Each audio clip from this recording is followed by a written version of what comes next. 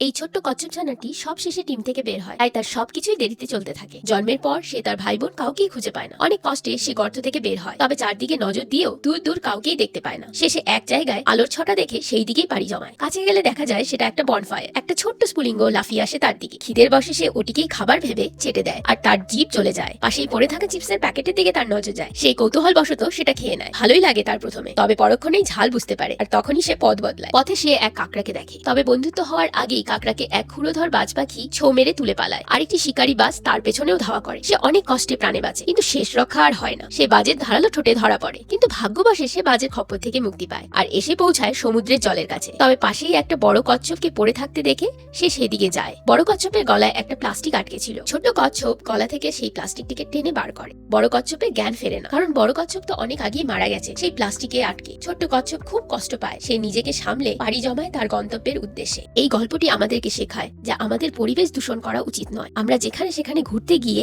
সেই জায়গায় নোংরা করে আসি, আর তাতে অবলা জীবজন্তুদের বিপদে পড়তে হয়, এমনকি তারা মৃত্যুর মুখেও ঝুঁকে যায়। এই গল্পটি সেই পরিস্থিতির এক নিদারুণ দৃষ্টান্ত। দয়া করে পরিবেশ দূষণ করবেন না।